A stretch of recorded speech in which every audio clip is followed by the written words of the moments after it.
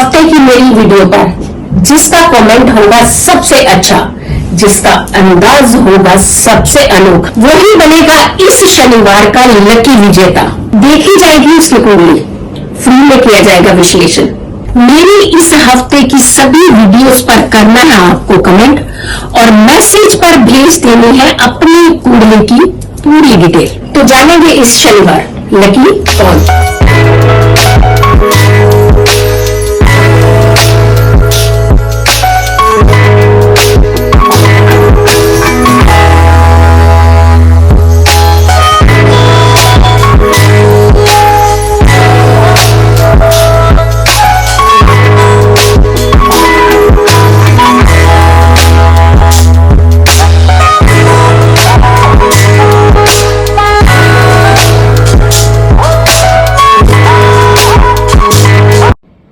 नमस्कार, जय माता दी। मैं हूँ आपकी अपनी लाइफ डिजाइनर जीतू आचार्य। नाग पंचमी जब होती है तो हमें लगता है कि सावन के महीने में नाग पंचमी आए और हम जितनी पूजा विधि विधान जो है कल काल सर्प दोष की हम इस समय कर पाए।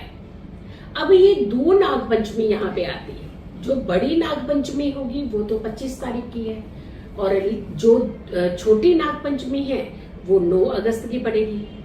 तो यानी कौन सी नाग पंचमी हमें बनानी चाहिए, मनानी चाहिए और कौन सी नाग पंचमी पे हमें किस तरीके के उपाय करने चाहिए।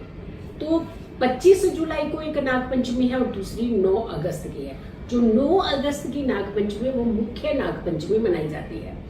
जो 25 जुलाई को पड़ने वाली नाग पंचमी है, इस दिन भी आप पूजा विधि विधान कर सकते हैं, क्योंकि कुछ एरियाज में इस नाग पंचमी को भी बहुत महत्वता रूप में मनाया जाता है।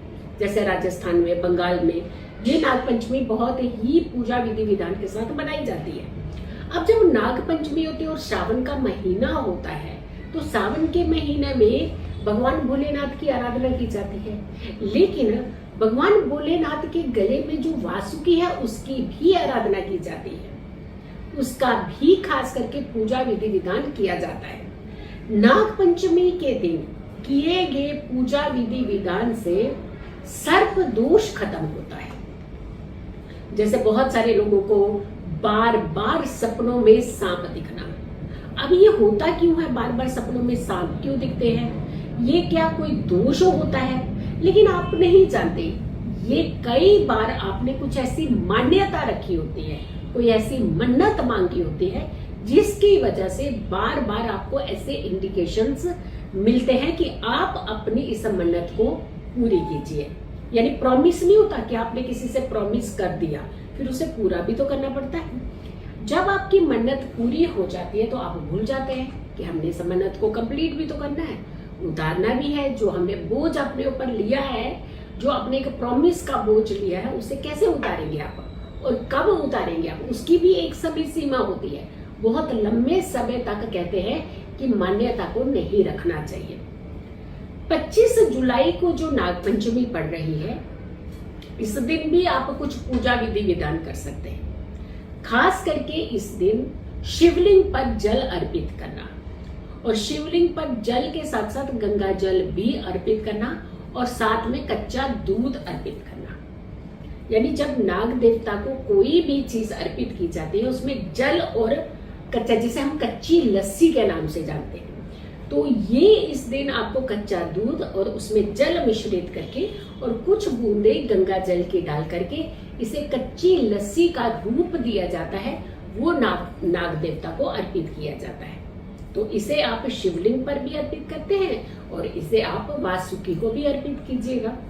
इसके अलावा अगर बार बार सपने में सांप दिख रहे हैं या ऐसा लगता है कि सांप आपको काट रहे हैं या सांप आपके पीछे भाग रहे हैं, आप हर बार डर जाते हैं और ऐसा अक्सर हो रहा है, तो ऐसे में आपने एक नाग नागिन का जोड़ा बनाना है। यानी ये चांदी का, सिल्वर का चढ़ाया जाता है।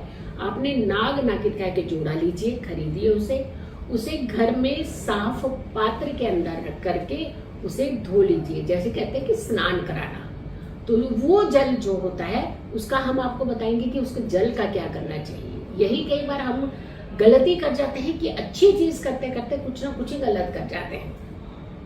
नाग नागिन का जोड़ा एक पात्र में रखिए, उसके ऊपर गंगा जल, जल और थोड़ा सा कच्चा दूध डालिए। उसके बाद आपने इस नाग नागिन के जोड़े को ले जा करके शिवलिंग पर अर्पित कर देना है। लेकिन जिसमें आपने उन्हें स्नान कराया है वो जल क्या करना चाहिए, वो जल आपने जो बेल पत्र का, अगर आपके घर में पौधा है तो आप उसमें डाल दीजिए। अगर बेल पत्र का पौधा नहीं है तो किसी भी ऐसे पेड़ पौधे में डालिए जहां पे कांटे ना लगे हो। ध्यान रखिएगा, जिसमें कांटे ना हो उसमें डालिएगा। तो ये नाग नागिन का जोड़ा आप भोलेनाथ पर अर्पित कीजिए और दुआ पूरी करने की एक मनोकामना कि हमसे कोई भूल चूक हुई है, कोई मन्नत हमने मांगी है जो हम भूल चुके हैं या आपको याद नहीं आ रहा है, तो हमें वो मन्नत से आप मुक्त कीजिएगा और ये हमारी मन्नत पूरी हुई। हो सकता है आपने कुछ भी मांगा होगा तो आपको याद नहीं है, तो कहते हैं कि इस दिन ये नाग नागिन का जोड़ा अर्पित करने से आपकी वो मन्नत जो है वो पूर्ण मानी जाती है और आपको उससे मुक्ति मिल जाती है, आप उससे फ्री हो जाते हैं। कभी भी कुछ लोगों को सपने में तो नाग दिखते हैं, वो हमने आपको उपाय बता दिया, लेकिन बहुत सारे लोगों के घर में जैसे बाहर सांप आ जाना या फिर राह चलते उन्हें सांप दिखना।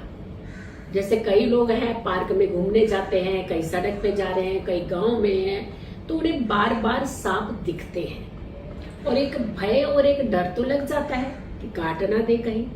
तो कहने का मतलब है कि सांप का बार बार दिखना, अगर आपके सामने ऐसी कुछ कंडीशन बन रही है तो आपने इस दिन 25 जुलाई को अपने घर के दोनों मुख्य दरवाजों के ऊपर सांप बनाना, यानी स्नेक बनाइएगा। और अगर नहीं बना पा रहे हैं, ड्रॉ नहीं कर पा रहे हैं, तो कोई भी ऐसा चित्र जो सांप का हो, 2 सांप का चित्र घर के मुख्य दरवाजों पर इस दिन जरूर लगाइए और थोड़ा सा धूप बत्ती दिखाइए और थोड़ा सा कच्चे दूध का छींटा कर दीजिए उनके ऊपर। ये आप इस दिन जरूर लगाइए और अगली सुबह आप इन्हें उतार लीजिएगा और उस जो कागज का है उसे आपने बेल पत्र के जो पौधा है उसमें डाल देने हैं। धीरे धीरे धीरे करके वो मिट्टी का रूप में ले लेंगे और आपके ये कहीं उड़ाना नहीं है, फेंकना नहीं है, ये ध्यान रखना है। तो आप ये 2-3 उपाय अगर आप करते हैं तो आपको बहुत लाभ होगा। अब एक और उपाय आता है, कहते हैं कि इस दिन जो आप स्नान करें आप तो पूरे कपड़े पहने हुए स्नान करना चाहिए और उन कपड़ों को आपने किसी को डोनेट नहीं करना है, उन्हें फेंक देना है। आप ये उपाय भी कर सकते हैं। इससे भी अगर आप किसी दोष से पीड़ित हो रहे हैं तो उस दोष से बाहर निकलने का रास्ता आपको मिल सकता है, तो आप ये उपाय भी कर सकते हैं। तो किसी भी कारण से आप सर्प दोष से पीड़ित हैं तो आप इन उपायों को कीजिए ताकि ना आपको सपने में सांप दिखे, ना आपको वैसे फिजिकली सांप दिखे और ना ही आपको किसी भी तरीके का भय और डर सताए। तो है ना बड़ी फ्रूटफुल सी इंफॉर्मेशन। आप इस वीडियो को जरूर लोगों तक जरूर पहुंचाइएगा। अगर चैनल सब्सक्राइब नहीं किया है तो जरूर कीजिए, वीडियो शेयर कीजिए और मेरी आने वाली हर वीडियो को जरूर देखिए। खुश रहे, स्वस्थ रहे, पॉजिटिव रहे। पॉजिटिव रहते हैं तो हर समस्या से हम दूर रहते हैं। जल्दी हाजिर होंगे एक अच्छी वीडियो के साथ। तब तक के लिए नमस्कार, जय माता दी।